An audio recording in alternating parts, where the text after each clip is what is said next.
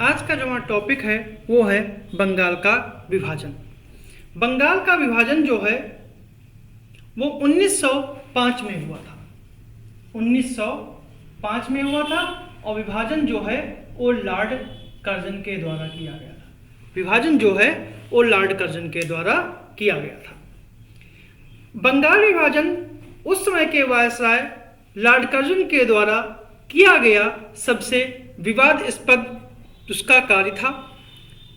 Curzon ने जितने भी कार्य भारत के में किए उसमें सबसे जो महत्वपूर्ण कार्य था वो था बंगाल विभाजन।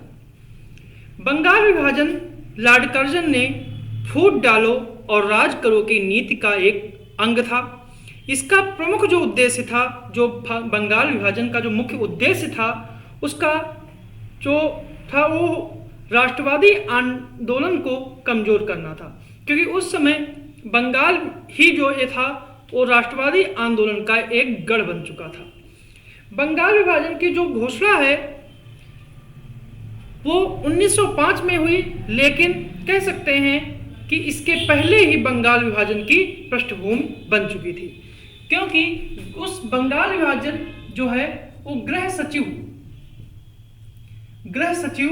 रिजले नाम है इनका, गृह सचिव रिजले, इन्होंने, ठीक है, गृह सचिव रिजले ने इस योजना को सबसे पहले 3 दिसंबर 1903 को प्रस्तुत किया और इस प्रस्ताव को, रिजले के इस प्रस्ताव को बंगाल के लेफ्टिनेंट गवर्नर एंड्रयू फ्रेजर और भारत के वायसराय कर्जन दोनों ने इसको अंतिम रूप दिया।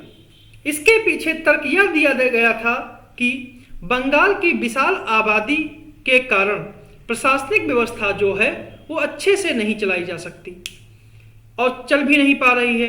अतः प्रशासन को कुशलतापूर्वक कार्य करने के लिए बंगाल का विभाजन करना आवश्यक है।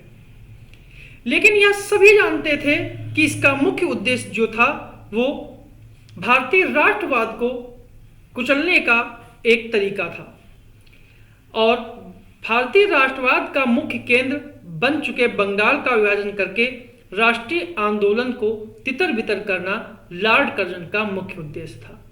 इसलिए लॉर्ड कर्जन ने भारतीय राष्ट्रवाद के देशव्यापी प्रचार और प्रसार को और उसके होने वाले प्रभाव को नियंत्रित करने के उद्देश्य से लॉर्ड कर्जन ने अपनी दूरदर्शिता का परिचय देते हुए अपने इस निर्णय को लागू किया।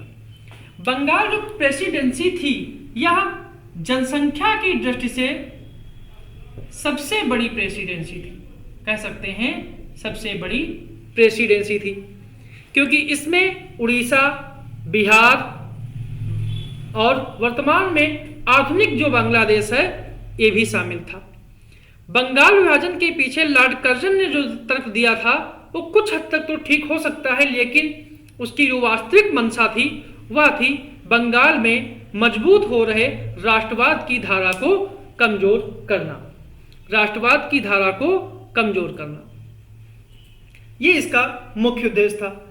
लंदन में बंगाल विभाजन के राजनीतिक उद्देश्यों की चर्चा करते हुए अपने अधिकारियों से कहा था कि मैं विभाजन द्वारा विरोधियों के संगठित समूह को तोड़ना चाहता हूं और बंगाल जो अविभाजित बंगाल है वह एक महाशक्ति है जिसे विभाजन के द्वारा खंडित कर दिया जाएगा।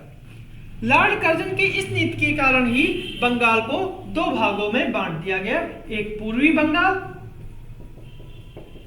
और एक पश्चिमी बंगाल। पूर्वी बंगाल और पश्चिमी बंगाल। विभाजन की यह प्रक्रिया भाषाई और धार्मिक जनगणना के आधार पर ध्यान में रखी गई। पूर्वी बंगाल जो था इसमें असम, पूर्वी बंगाल में असम, चटगांव और मालदा शामिल थे। इनकी जो आबादी थी, जो पूर्वी बंगाल की आबादी थी वो कुल मिला के थी 1,80,00,000। इसमें 1,80,00,000 मुस्लिम थे। 1,80,00,000 मुस्लिम थे और 1,20,00,000 हिंदू थे। इस प्रकार यह मुस्लिम जो पूर्वी बंगाल था यह मुस्लिम बहुल प्रांत बन गया और मुसलमानों के प्रति स्नेह दिखाते हुए करजन ने इस प्रांत की राजधानी जो ढाका बनाई, कि पूर्वी बंगाल की राजधानी ढाका बनाई और कहा कि इससे मुसलमानों में एकता बढ़ेगी जो कि मुगल शासकों के दौरान पाई जाती थी। पश्चिम बंगाल में दार्जिलिंग और कलकत्ता, पश्चिम बंगाल में दार्जिलिंग प्लस कलकत्ता सहित 11 जिले शामिल थे और 11 जिलों के साथ बिहार और उड़ीसा, ये भी स्टेट पश्चिम बंगाल में शामिल थे और इसमें जो कुल आबादी थी 5,40,00,000, 5,40,00,000, जिसमें 4,20,00,000, जिसमें से 4,20,00,000 हिंदू थे और 90,00,000 मुस्लिम थे। तो कह सकते हैं कि एक प्रकार ये धार्मिक ध्रुवीकरण था। ठीक है, तो इस प्रकार यह प्रांत हिंदू बहुल आबादी का प्रतिनिधित्व करता था और यह मुस्लिम बहुल आबादी का प्रतिनिधित्व करता था। भारतीयों द्वारा इस विभाजन का देशव्यापी विरोध हुआ, फिर भी इस बंगाल विभाजन की घोषणा जो लॉर्ड कर्जन ने 19 जुलाई 1905 को कर दी, कि बंगाल विभाजन की घोषणा 19 जुलाई 1905 को कर दी और कहा कि यह फैसला जो है वो 26 अक्टूबर 1905 से लागू होगा। 16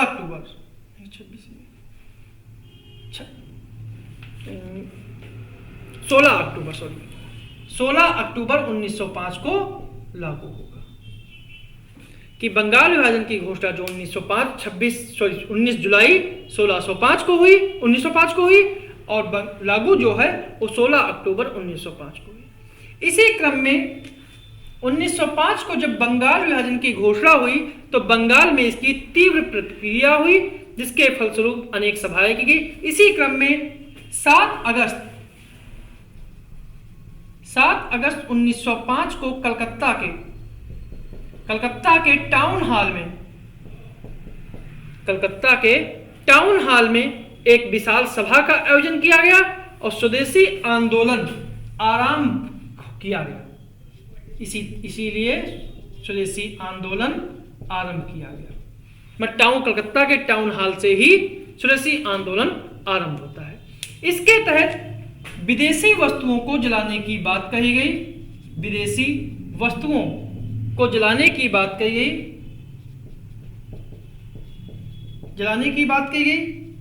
और विदेशी वस्तुओं को जलाने की बात का सुझाव जो है वो कृष्ण कुमार मित्र ने दिया था। कृष्ण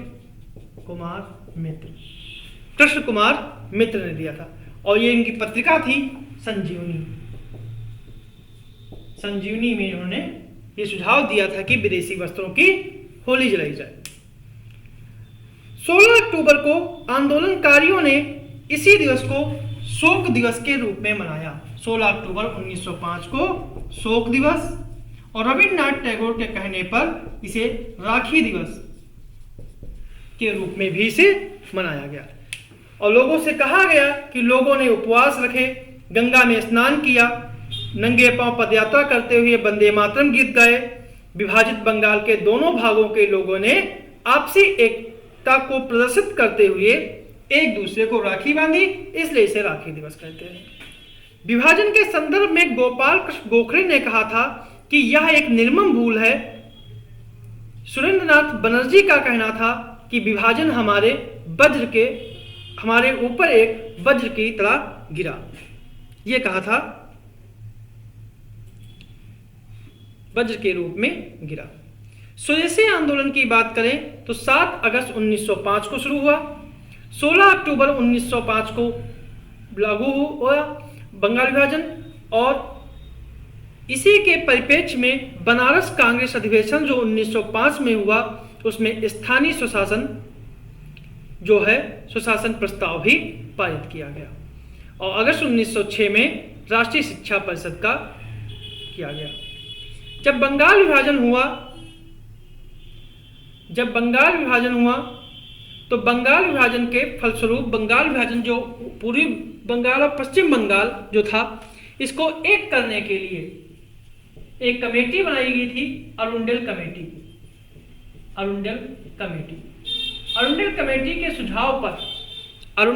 के सुझाव पर ये कब बनाई गई थी? 1906 में। इसके सुझाव पर 1911 में बंगाल विभाजन रद्द कर दिया गया। बंगाल विभाजन रद्द कर दिया गया 1911 में, और 1911 में जो लॉर्ड गवर्नर थे उनका नाम है लॉर्ड हार्डिंग, और साथ में ही जो भारत की राजधानी थी वो कलकत्ता से बदलकर दिल्ली हो गई, दिल्ली कर दी गई। तो ये था हमारा बंगाल विभाजन से संबंधित प्रश्न। अब इसके कुछ महत्वपूर्ण जो बिंदु हैं वो हम पढ़ लेते हैं।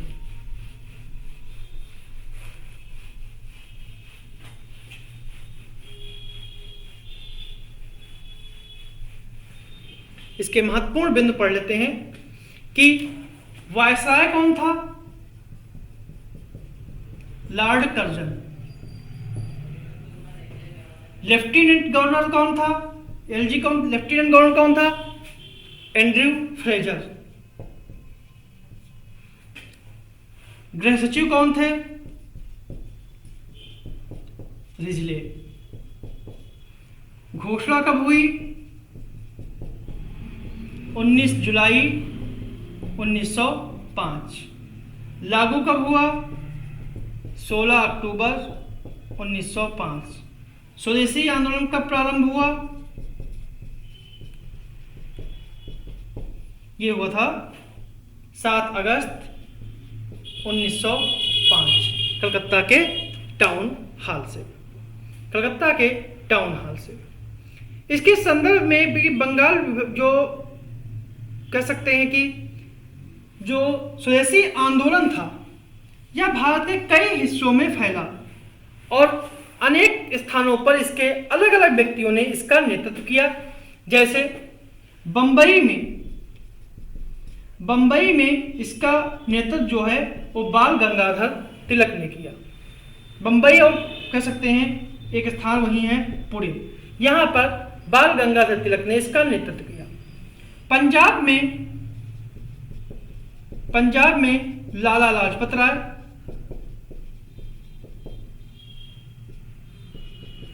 और अजीत सिंह ने किया। दिल्ली में सैयद हैदर रजा ने किया, और मद्रास में चिदम्बरम पिल्ले